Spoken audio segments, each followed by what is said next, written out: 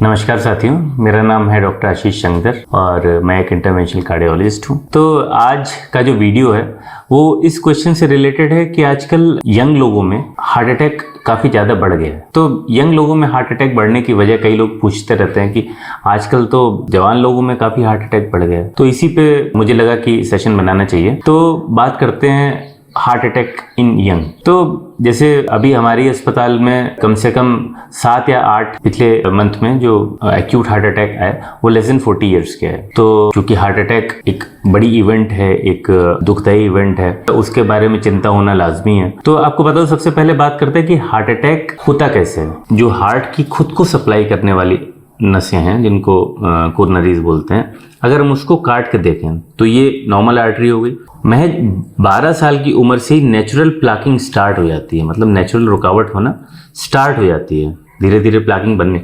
वो धीरे धीरे उम्र के साथ बढ़ते बढ़ते जब बढ़ जाती है, जब सिम्टम आने लगते हैं, इतनी जब 70% से ज़्यादा होती है तो उनको सिम्टम आने लगते हैं, लक्षण आने लगते हैं। छाती में भारीपन, पसीना, थकावट, सांस फूलना, पसीना आना, तो ये सब चीज़ें उसमें जरा सा चलते हैं उसमें सांस फूल जाती है। ये सब अगर ये फट जाए, चाहे इस स्टेट में फट जाए, चाहे इसके बाद फट जाए, इस स्टेट में फट जाए, तो वो पूरा बंद कर देती है, उसको बोलते हैं हार्ट अटैक।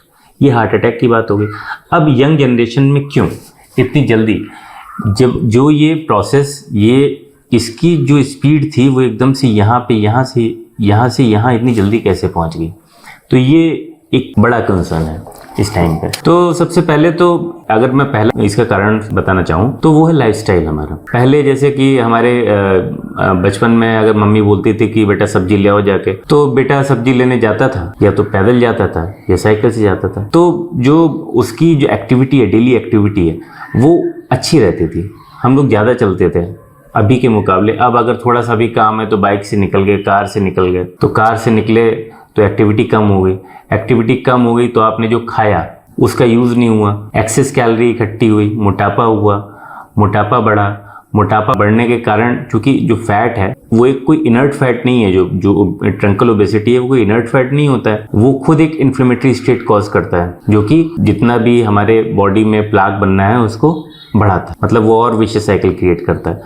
अच्छा, जब ये मोटापा बढ़ता है तो डायबिटीज़, हाइपरटेंशन और बढ़ा हुआ कोलेस्ट्रॉल ये फ्री में मिलता है हमको। तो इसको बोलते हैं, इस पूरे को बोलते हैं, मतलब मोटापा हुआ आपका, आपको डायबिटीज़ हो गई, हाइपरटेंशन हो गया, कोलेस्ट्रॉल बढ़ गया, इस सबको मिला के बोलते हैं मेटाबॉलिक सिंड्रोम।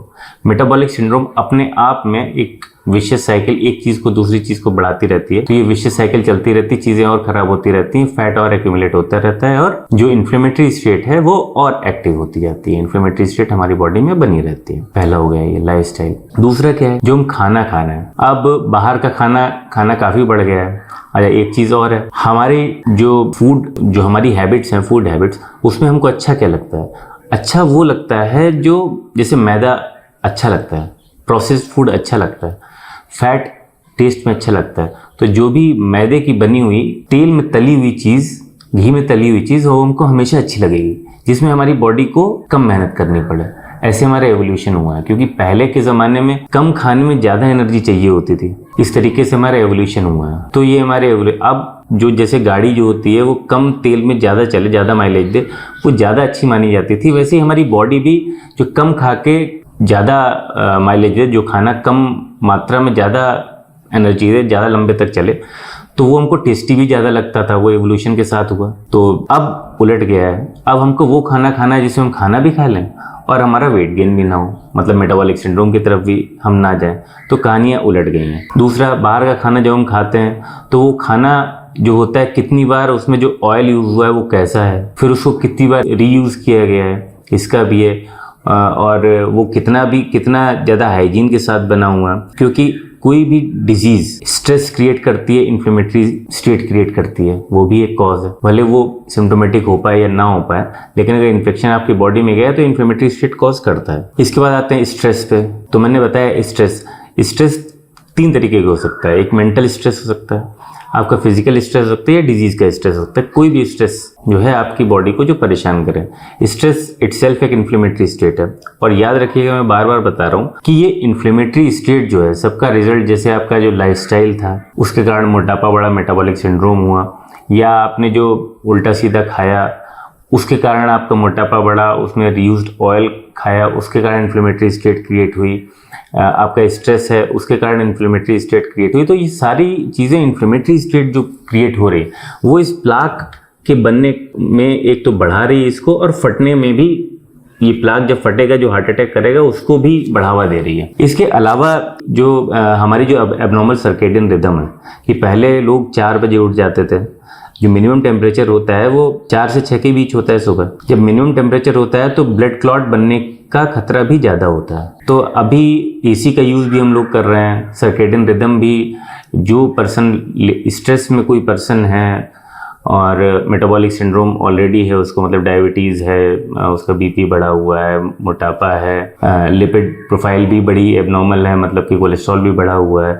ऐसा पर्सन जो रात को सोता है इतनी ज़्यादा इन्फ्लेमेटरी स्टेट के साथ स्ट्रेस में, फिर उसका टेम्परेचर कम हो जाता है, ब्लड भी गाढ़ा हो जाता है, तो थक्का बनने की संभावना तो अपने आप बन जाती है, और वो फटने का जो प्लाक होता है उसका फटने की संभावना ही बढ़ जाती है। तो इसके अलावा कुछ और जो आजकल जो बीमारी आई है, अभी जो कोविड होकर निकला है, कोविड ने भी हार्ट अटैक की इंसिडेंस को बढ़ा दिया है। कई लोगों में लॉन्ग टर्म साइड इफेक्ट रहे कोविड के, वो भी एक कारण है। उसके अलावा एक इम्पॉर्टेंट कारण है नेचुरल सिलेक्शन, कि पहले जितने अगर पहले के लोगों से पूछें कि उनके कितने टोटल बच्चे हुए, तो अगर मान लिया 10 बच्चे होते थे तो उसमें 5 सर्वाइव किए, 5 सर्वाइव नहीं किए, तो नेचर इटसेल्फ एक एंट्रेंस एग्जाम लेती थी लोगों का। तो उसमें जो सर्वाइवल ऑफ द फिटेस्ट, जो डार्विन की थ्योरी है, तो जो फिट होता था वही बच पाता था। अब जो नेचुरल सिलेक्शन था उसको तो ऑलमोस्ट खत्म कर दिया है जितने भी डेवलप जगह हैं, तो वो भी एक कारण है। पहले जो लोग बचते थे वो स्ट्रांग लोग होते थे, अब सभी को जो कि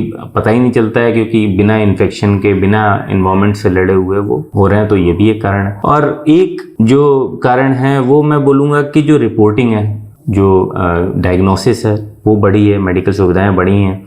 किसी की डेथ हुई तो पता लगता है कि हार्ट अटैक हुआ है, इसको ऑटोप्सी होती, पता लग जाता है कि हार्ट अटैक हुआ है। ऑटोप्सी मतलब पोस्टमार्टम, उसमें पता लग जाता है कि इसकी डेथ हार्ट अटैक से हुई, ये भी एक कारण हो गया।